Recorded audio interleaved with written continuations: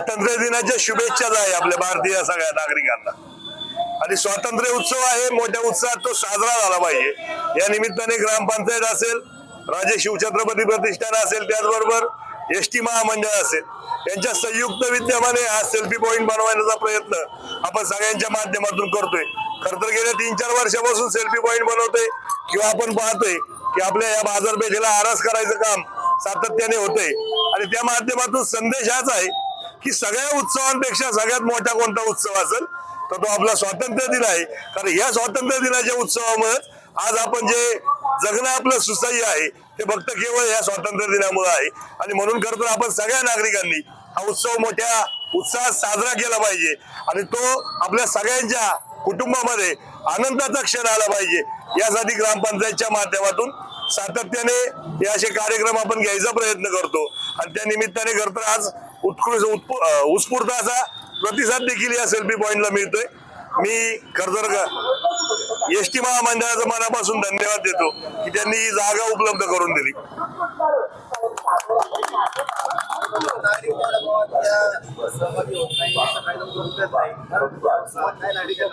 नागरिकांना आव्हान आहे की सगळ्या सणांपेक्षा मोठा सण आपला आहे आणि विनंती ही आहे की पुढच्या वर्षी निश्चित स्वरूपात हा रस्ता भरल, एवढे सगळे नागरिक, व्यापारी, महिला वर्ग, शाळेवर तर सगळेच जण स्वातंत्र्य उत्सव शाळेतली प्रत्येक मुलं साजरा करतात, पण नागरिकांनी सुद्धा या माध्यमातून काही कर्तव्याची जाण करून घेतली पाहिजे।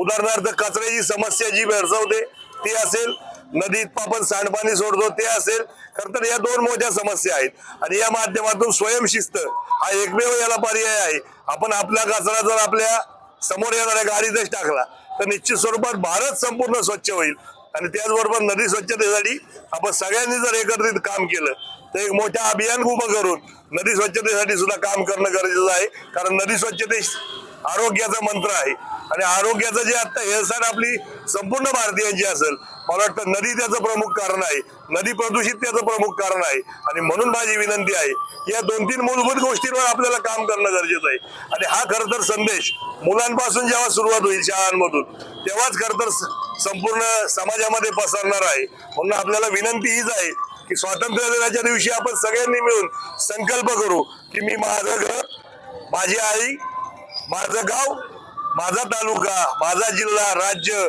आणि माझा देश स्वच्छ राहील यासाठी प्रयत्न करू आणि हा संकल्प निश्चित स्वरूपात एक मोठ्या चळवळीचं काम करू शकतो। म्हणून आपण सगळ्यांनी मिळून हा संकल्प करू।